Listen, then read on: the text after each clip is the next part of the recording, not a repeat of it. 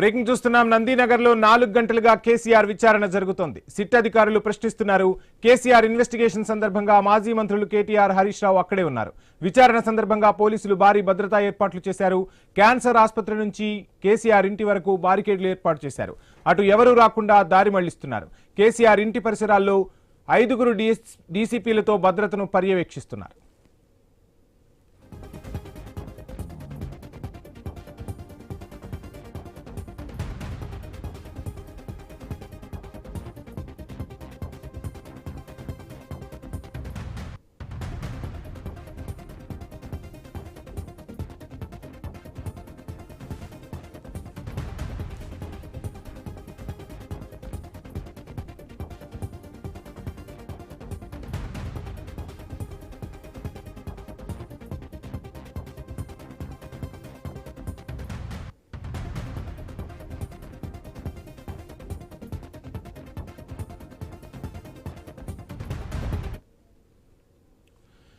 Right, ఇక KCR SIT విచారణపై రాష్ట్ర వ్యాప్తంగా బీఆర్ఎస్ శ్రేణులు బగ్గుమంటున్నాయి. హైదరాబాద్ తో పాటు జిల్లా కేంద్రాల్లో, మండల కేంద్రాల్లో, గ్రామాల్లోనూ సీఎం రేవంత్ దిష్టి బొమ్మలను దహనం చేస్తున్న పరిస్థితి.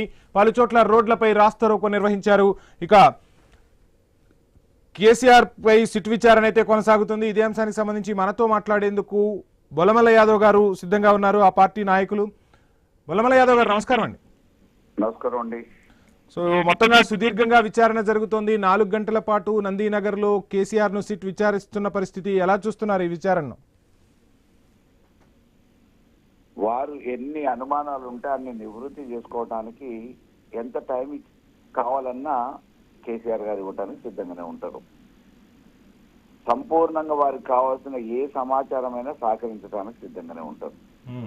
ప్రజాస్వామ్యయుతంగా ఏ చట్టానికి లోబడి చట్ట పరిధిలో ఏది చేసినా కానీ ఒక అవగాహన కలిగిన, పరిణితి కలిగిన నాయకుడిగా సహకరించడానికి సిద్ధంగా ఉంటారు. కానీ అక్రమంగా అబాస్ పాలు చేయటమే లక్ష్యంగా చేస్తున్న ఈ వ్యవహార శైలి పద్ధతిగా లేదు అనేది మా వాదన. అక్రమంగా కేసులు పెట్టడమే కాకుండా చేస్తున్న విధానంలో కూడా సక్రమంగా లేవు.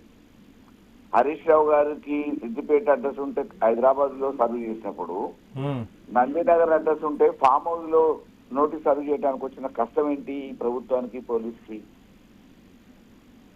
సో ఏంటి మొత్తంగా మీ పార్టీ నేత ఆర్ఎస్ ప్రవీణ్ కుమార్ కేసీఆర్ ను టార్గెట్ చేస్తున్నారు. కేసీఆర్ కుటుంబాన్ని వేధించటమే రేవంత్ సర్కార్ టార్గెట్ గా పెట్టుకుంది.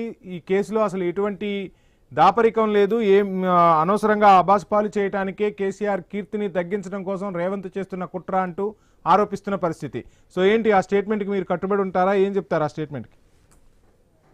మేము మాట్లాడటమే కాదు, పార్టీ కార్యకర్తలుగా ఈ రోజు మేము సమర్థించటమే కాదు, సామాన్య అవగాహన ఉన్న ప్రతి వ్యక్తి, అన్ని వర్గాల ప్రజలు మాట్లాడుతున్న మాట అదే.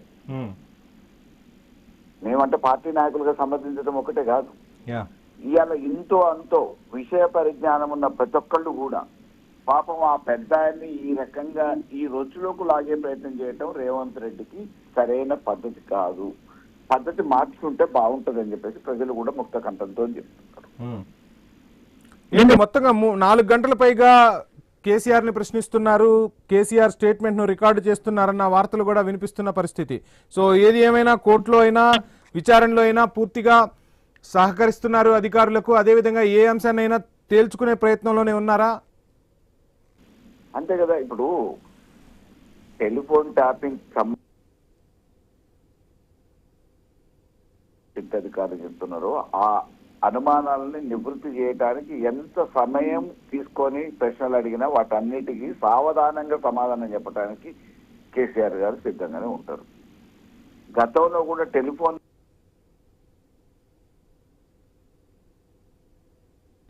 ఏమేం చేయొచ్చు, ఏమేం చేయకూడదు, వాళ్ళ పరిధి ఏంటి, అధికారుల పరిధి ఏంటి అనేది వివరంగా చెప్పడం జరిగింది.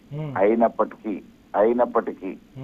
కావాలనే దురుద్దేశంతో, వ్యక్తిగతంగా ప్రతిష్ట దెబ్బతీయాలనే ఆలోచనతో గత ప్రభుత్వం అనే పేరుతోని అబాసు పాలు చేయడానికి బురదజల్లే ప్రయత్నం జరుగుతూ ఉంది. కాబట్టి ఈ రోజు అవి కూడా నివృత్తి చేయాల్సిన అవసరం ఉందనే ఉద్దేశంతోనే కేసీఆర్ గారు ఈ రోజు తప్పకుండా సహకరిస్తారండి అని చెప్పారు.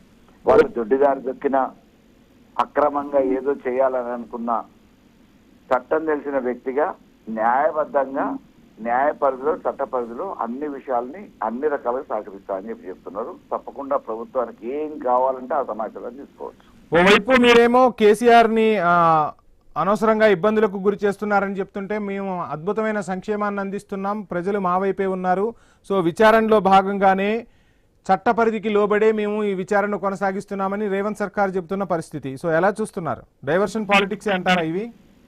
అద్భుతంగా చేస్తున్నామని వాళ్ళు చెప్పుకోవటం కాదు, మాకు అద్భుతంగా ఈ ప్రభుత్వం చేస్తుందని ప్రజలు చెప్పినప్పుడు కితాబ్ ఇచ్చినప్పుడు అది నిజమని నమ్మాల. యూరియా ఇయ్యలేకపోయినారు వీళ్ళు, ఇవాళ ఎండాకాలం వచ్చిందంటే నీళ్లు ఇవ్వలేకపోతున్నారు. వరి ధాన్యం కోతలకు వచ్చినప్పుడు తూకం తాలు పేరు మీద మోసం జరుగుతుంటే కనీసం మిల్లలతో మాట్లాడి ఆ సమస్యని పరిష్కారం చేయలేకపోతున్నారు, బస్తాలు ఇవ్వలేకపోతున్నారు. ఈ దేశంలో ఉన్న అన్ని గుళ్ళ మీద అన్ని దేవుళ్ళ మీద ఒట్లేసిన మహానుభావుడు రేవంత్ రెడ్డి రుణమాఫీ చేయలేదు. ఫస్ట్ ఏమో అందరికి అన్నాడు, తర్వాత కుటుంబాలు ఒక్కొక్కళ్ళకి అన్నాడు, అది కూడా 50% కూడా చేయలేదు. రైతు బంధు ఎగనామం పెట్టిండు, 3 సార్లు ఎగనామం పెట్టి ఒక్కసారి గ్రామ పంచాయతీ ఎన్నికలు ఉంటాయని చెప్పి చేసిండు. ఆడోళ్ళకి మామూలుగా ఏం చెప్పిండు, అక్కలకి నేను అత్తతో పాటు కోడలికి 2500 ఇస్తా అన్నాడు. ఎక్కడ ఇచ్చిన దాఖలాలు లేవు. పెద్దమ్మలకి చిన్నమ్మలకి ఈ నెల తీసుకుంటే వచ్చే నెల, ఈ నెల తీసుకుంటే 2000, వచ్చే నెల 4000 అన్నాడు. 2 సంవత్సరాలు గడిచిపోయింది. అదే మేమిచ్చిన కేసీఆర్ 2000 ఇవాళ వరకు ఒక పైసా పెంచలే. కాబట్టి మేము చేసినామని చెప్పుకోవటం కాదు, అధికారంలోకి రావటం కోసం మాయమాటలు చెప్పి మభ్యపెట్టి అడివి గాని హామీలు ఇచ్చి అధికారంలోకి వచ్చిన తర్వాత ఈ రోజు చేయటానికి సాధ్యం కాదు. నన్ను మామూలుగా దొంగను చూసినట్టు చూస్తున్నారు ఢిల్లీలో, అప్పుల ఊబిలో ఉంది ఈ రాష్ట్రం.